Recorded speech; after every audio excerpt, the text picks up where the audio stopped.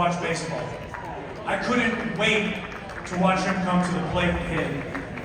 He played 18 years in the major leagues and he did everything possible you could do as a baseball player. He won an MVP in 1998. He had 609 home runs. He had 1,667 RBIs. 7-time All-Star, 6-time Gold Glove winner. He won the Roberto Clemente Award for the best humanitarian in all of baseball. This guy simply did it all, and in 1998, he threw baseball on his back and carried us back to where we were to the great game we have today. And he's here back in Chicago where he belongs. On your feet, a big round of applause, please, for the Hall of Famer, Sammy Sosa!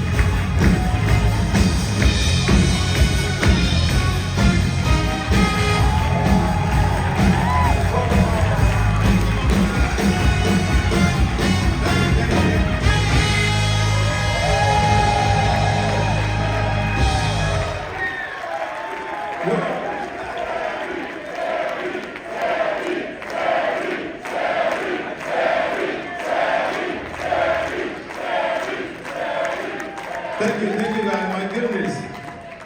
I had to wait 21 years, but I'm here. Yeah. That's a good number, 21. That's right, yeah, 21. Welcome home, man. Thank you, Destin, I appreciate it. Thank you for inviting me to your show. Yes, we're so glad you're here. I love you too, buddy. That Chicago is Cubs Gracias. Hall of Famer, Sammy Sosa, long overdue, but so awesome to hear. When you hear that in your heart, how does that feel? great. First of all, I want to say congratulations to the beautiful fan in the world, Chicago. Thank you guys for working me. Really, tonight was incredible. I never expected so much love. I love you too, my man. I love you too. But really tonight, I make a lot of people happy. Thanks to the Lord.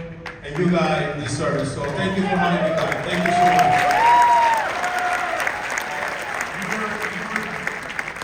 You were in the baseball world, you were born on the south side of Chicago. You were raised on the north side. And you put the game of baseball, you and Mark in 1998 and what you did, and what you did for this city, and how you carried the team and the league and everything. You look back at that time in your life, you know, I mean, the magical moments and the home runs and the way, the passion you played with the game. What do you remember the most about that time? Pretty much, I remember everything I had to say. Coming from Dominican Republic, everybody know that my country is beautiful. Came here to this country to give me opportunity to be who I am. I was in the South Side, and thank God I have a chance. One guy said when we meet Larry Hahn, trained me twice. I'm like, oh, well, I guess you are the only one that know who I'm going to be.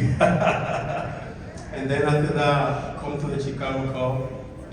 The first couple of years here, I came in, I know Andre also was the right field, but I know myself that I had to win the crowd, and I make connections to the right field bridges. And the only thing that I like about pretty much the whole fans here is play hard. When you play hard, they don't boo you. So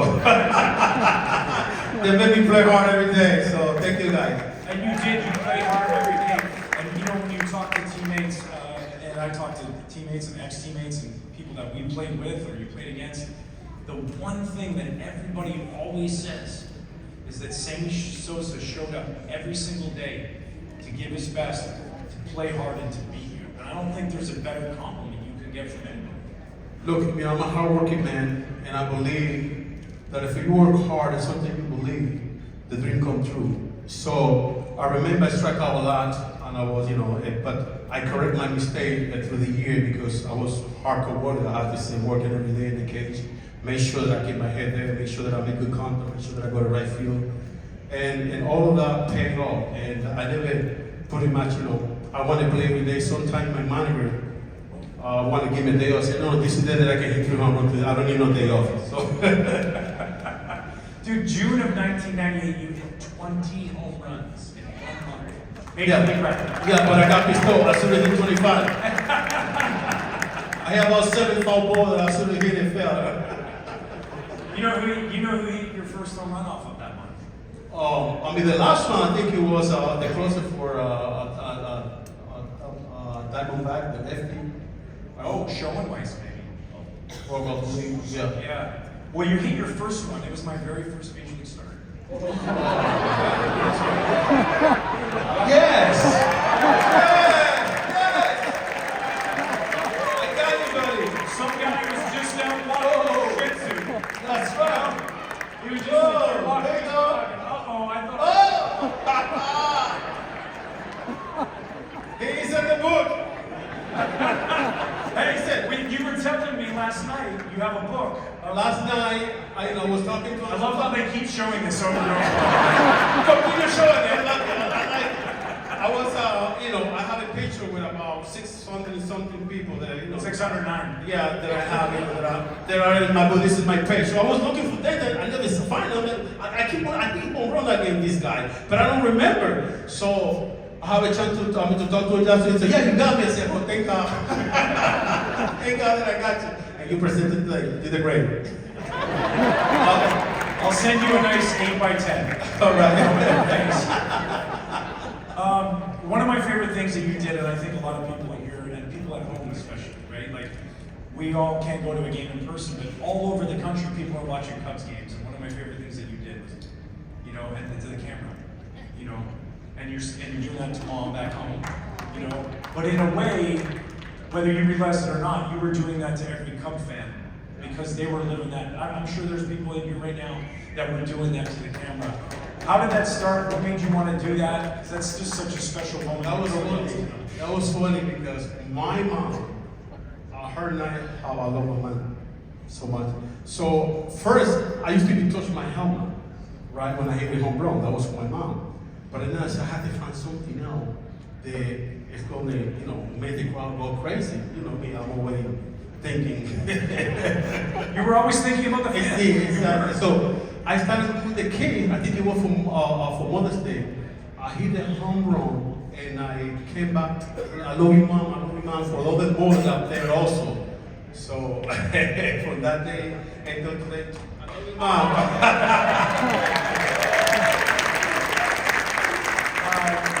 Clearly, you love your mom, your family. You love Wrigley Field. Oh my goodness. That was like your home away from home. People talk about ballpark. I hit home run in every ballpark, but Wrigley Field was special because of you guys was there supporting me,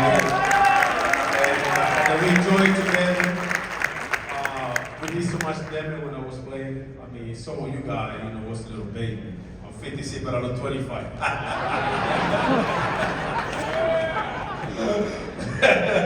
And not just Wrigley, Sammy, and not just, you love Chicago, but America. And post 9/11, that moment when you ran out onto the field, I think it is one of the most iconic moments in sports history. When you run down with the American flag, and you see this right now. Yeah. I have goosebumps right now because I know how important this country is to you. I know you love where you came from, but America gave you this great opportunity, and in a moment of tragedy and all this stuff, and you do something like that is so special, it just really bonded the feel like that. Do you remember that night and what that was like? I do remember that night. I mean, we're coming from the tragic accident between Tower, a couple of planes, and I thought people were a little bit shaky, people were a little bit afraid. I mean, it never happened in this country. This country is one of the most secure countries in the world. And all of a sudden you see something like that. And I remember that when we got the game that night, I said to my coach, Willie Will, I said, Billy, I'm going to do something big today. take a flight to first base, and I'm gonna hit a home run today. And first, when I went to right field, I take a flight, go around, show them the appreciation to this country. It's like my country because, I mean, if it not would be for this country, none of them would be happy today. So I'm so glad, I'm so honored to be here with you guys.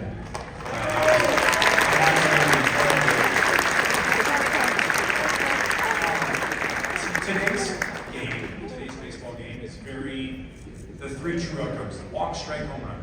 You know, and it's changing a little bit. People are trying to, and we see these home runs. 609 home runs you have. All these home runs. 609. A lot. You know? But you weren't just a home run hitter. You know, like your 2001 season is a top 5 in the history of the game. Ever. And you didn't even win the MVP that year. A 10.3 WAR, 328 average with 64 home runs, and 160 RBIs. That's right. You got hungry when there was some steaks out there to be had. Every day, you know. Look. And talk about that because we can all, I couldn't hit home runs, but you could hit home runs, but when it came to driving a run in, how important that was to you. Because I watched that as a teammate, watch you with 2 strikes, try to go the other way, try to get a base hit just to drive the run in, and how valuable that was to you. It was great because I mean I was coming from the year before, a couple of 60 home runs a year, and normally my first 60 home runs, 66, people thought I was a joke. I said no, I'm coming back for more. So that year was incredible, 160 RBI. That was a great year, by the way. I believe one of the great years that we had that year. And I put everything together. I mean, pretty much, when you come to be smart to play, you can play with the game. You know what I mean? So pretty much 2 strikes, always thinking right center, keep it locked in, and I know they hope that had the wind blowing out every day, pretty much. So making it fit. So well for that. But look, that was one of the great years that I, pretty much one of the good year that I had 160 RBI, incredible year. We played great that year. So hey. That was a blessing. One of the things that I loved a lot about you, just admiring the work you put in, the batting cage. Was the cage like your sanctuary? Like that was like your place that you went? Because like you'd come out of the cage just sweating, like D. Lee was talking about earlier, like somebody please let Sammy get out of the cage so we can all hit. You loved being in the batting cage. You loved to hit. Loved it with a passion. What drove that? Because it was amazing just to watch how much you loved it. Well, there's 2 types of players that you can have. You can have a regular player, be comfortable, 20, 30 home run. I know what's comfortable. I'm always hungry. And the only way that I can continue to be good and correct my mistake, going to the cage. That was my sanctuary. So I go there every morning when everybody having breakfast here. Really feel I was there to make sure to correct, make sure that I do the right thing, take the ball to the other way, I hit the ball to the middle. So that helped me out to go to another level because like I said, today it's easy to play, I have to say, because they have digital camera, they have everything, you don't have anything but then you have to make it happen. So that was amazing. Yeah, it was amazing to watch you play. So many amazing moments. All the All-Star games, the home run derby in Atlanta. I was there. We were trying to get Bob Wickman into a cab, because he was having a few too many pops during the home run derby. You were hitting people up in the upper deck up there at Atlanta. This zone, is that arguably the best zone that you've ever been in hitting in baseball? Like, when athletes get in the zone, they're locked in. That was the zone on like next level zone. Well, I was coming into a couple of All-Star games and haven't done anything great. Yeah. Like, okay, I'm gonna go there this year, so I'm gonna do great. So I'm always looking to make, the fans happy. So right there, you can show that,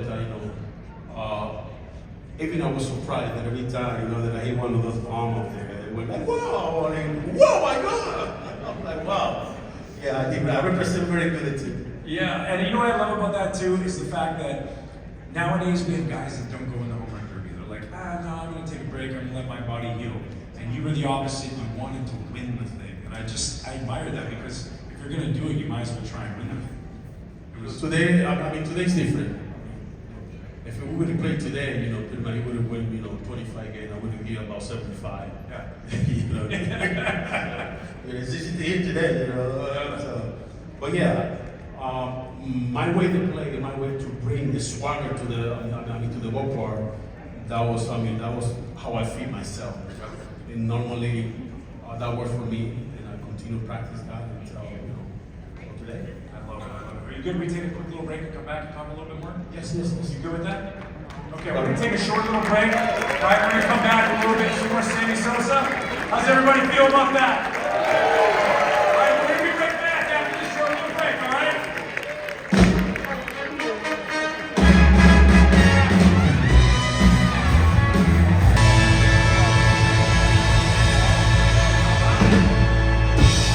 You're awesome. The way you're out here with everybody, I'm watching you, like, by the way, I was over here signing autographs too, and then we came over here and everybody laughed.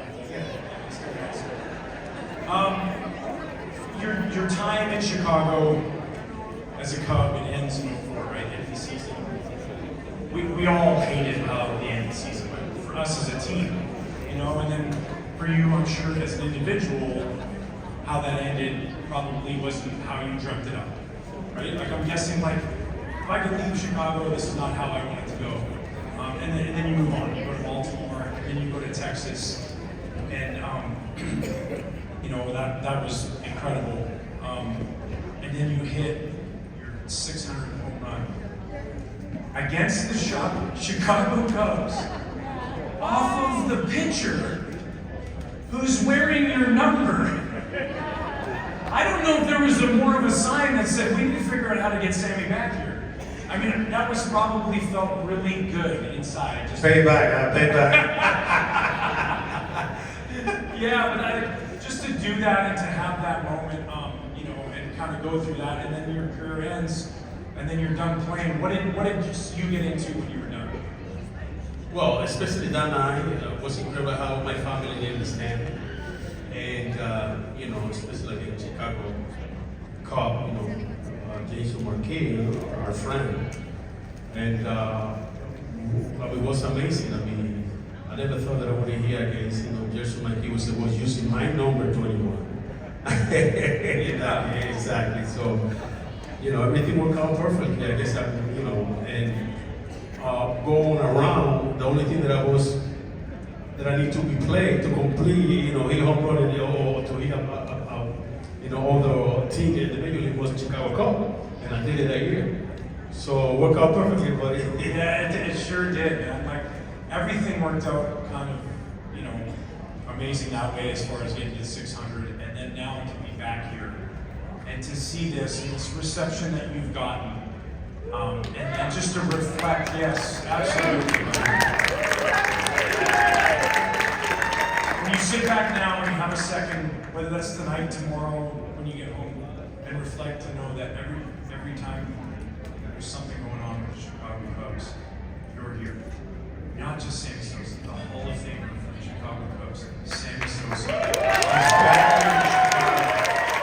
I see it in your eyes, I see it in your face. How special is that? Well, tonight it's been incredible. And I wanted to say thank you, all of you guys, to support me. Come on, thank you. And one of the reasons why I have my statement is because it took 21 years for me to give back to you, to give the love that I have for you guys. As I know that, but I just wanted, you know, to apologize for that because I love you too, my dear. So I just wanted to give back so much because I know this is one of the things that I have in my life, and I appreciate it for the bottom of my heart was you guys. So, you know, God is great. That was the right time for me to step into the play and put the ego on the side. And normally, Mr. Ricky, I have to say thank you so much because he responded, and then all of a sudden, I'm here jumping around, having a good time.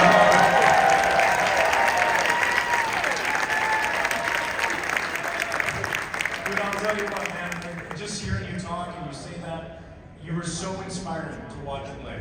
You inspired so many people. You inspired little kids to go out there and give everything they had and show up every day and play hard. You inspired your teammates to play harder. And we can't thank you enough for stopping by, man. It is so awesome. Me too, right? I will say this. You inspired me to do something tonight. And I don't know. I just want to say, people don't know this about me and Sammy, but in spring training in 2004, Sammy threw the greatest party I've ever seen thrown by a player. It was unbelievable. You invited everybody. You talked about front office and secretaries and people who went to the field. And Everybody was there, classy people. yes. and towards the end of the night, when most of those people had left, I decided it was a good idea. And you might not know this, but we wanted to get Greg Maddox to go out. Yeah. We're like, Greg, let's go out. It's Scottsdale. We'll have fun. And he said, if you do a belly flop in Sammy's pool in your underwear, I'll go. And I was going, no, don't do it, Ryan. Yes, do it, Ryan. Do it, Ryan. Don't do it, Ryan. Don't do it. And Moises Alou, who's like kind of a godfather, you know? He's got that presence. Royalty family from the Dominicans, all his family. He gently grabs my arm and he looks at me and goes, hey, Ryan, jump in the pool. That's an order. So here tonight, I want to say that I'm sorry, and I got you a brand new gift. A brand new boombox.